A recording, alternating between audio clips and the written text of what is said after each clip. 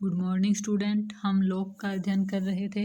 आज हम जॉन लोक का सामाजिक समझौता सिद्धांत देखेंगे। सामाजिक समझौते सिद्धांत को वैज्ञानिक ढंग से प्रतिपादित करने वाले विचारकों में होब्स, लॉक, रूसो है।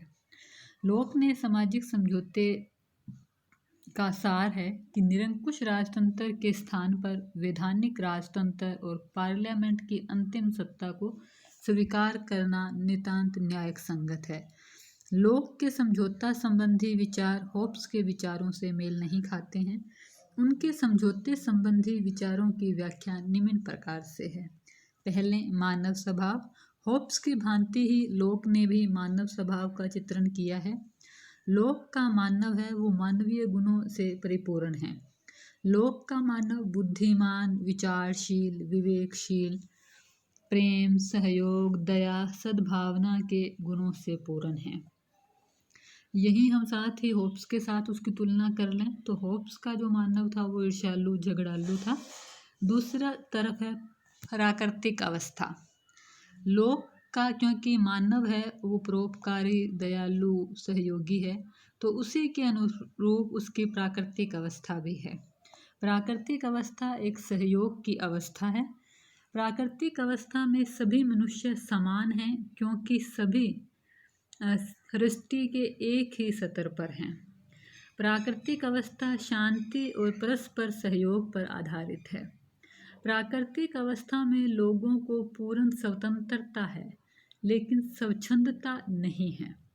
लोक ने अपनी प्राकृतिक अवस्था में व्यक्ति को 3 प्राकृतिक अधिकार भी दिए हैं।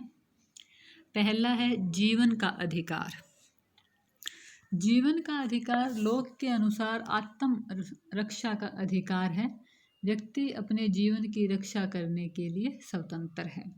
दूसरा है स्वतंत्रता का अधिकार। तो लोक के अनुसार स्वतंत्रता का अर्थ स्वच्छंदता नहीं है वरन अपनी इच्छा के अनुसार काम करना और किसी दूसरे के कार्य में बाधा न पहुंचाना स्वतंत्रता है। संपत्ति का अधिकार। लोक के अनुसार संपत्ति का अधिकार एक महत्वपूर्ण अधिकार है। इसमें जीवन और स्वतंत्रता के अधिकार भी निहित हैं। लोक के अनुसार जिस चीज को मनुष्य ने अपने शारीरिक परिश्रम से प्राप्त किया है वह व्यक्ति का प्राकृतिक अधिकार है। सपोज कोई सेब का पेड़ है और किसी व्यक्ति ने मेहनत करके उस पर सेब तोड़े हैं तो इसका मतलब उन सेबों पे उस व्यक्ति का प्राकृतिक अधिकार है क्योंकि उसका शारीरिक श्रम उसमें लगा है। तो ये लोक ने अपने 3 अधिकार दिए व्यक्ति को। ये तीनों अधिकार आप याद रखेंगे, जीवन, स्वतंत्रता और संपत्ति का अधिकार। फिर है सामाजिक समझौते के द्वारा राज्य की उत्पत्ति। लोक ने राज्य की उत्पत्ति को सामाजिक समझौते से प्रतिपादित किया है। उसके अनुसार सभी लोगों ने सहमति से राज्य का निर्माण किया है। सभी लोगों ने आपस में एक समझौता किया और उससे नागरिक समाज बना। उसके बाद नागरिक समाज और शासक के बीच एक समझौता हुआ और राज्य की उत्पत्ति हुई। तो इस प्रकार जो लोक का सामाजिक समझौते से उत्पन्न राज्य है, अब हम उसकी कुछ विशेषताएं देख लेते हैं। पहली विशेषता है व्यक्तियों की सहमति पर आधारित है। अखंड समझौता है। समझौते से जुड़ने के बाद आप उसे भंग नहीं कर सकते, उससे अलग नहीं हो सकते। भावी पीढ़ियों की मौन स्वीकृति है इसके अंदर। अप्रत्यक्ष रूप से भावी पीढ़ियों ने इसे स्वीकार किया हुआ है। सीमित समझौता है। मनुष्य अपने सभी अधिकार, अपने समस्त शक्तियों का समर्पण नहीं करता वरन समझौते के द्वारा व्यक्ति अपने कुछ प्राकृतिक अधिकारों का ही त्याग करता है।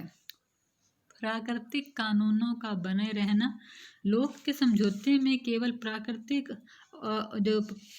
प्राकृतिक अवस्था का अंत होता है, ना कि प्राकृतिक कानूनों का। लोक ने एक नहीं 2 समझौते दिए हैं। लोक के अनुसार दोहरा समझौता हुआ। एक व्यक्तियों के बीच हुआ जिससे नागरिक समाज बना और दूसरा नागरिक समाज और शासक के बीच हुआ जिससे राज्य की उत्पत्ति हुई। अब है लोक के सामाजिक समझौते की आलोचना। मानव स्वभाव एकांगी है। उन्होंने मानव स्वभाव का पूर्ण चित्रण नहीं किया है। मानव को दयालु, सहयोगी, परोपकारी बताया है।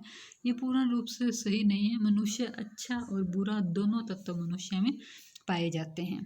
व्यक्ति समाज दोनों के निरपेक्ष स्वरूप में सामंजस्य नहीं। लोक के सिद्धांत के एक भाग में समाज की प्रधानता है।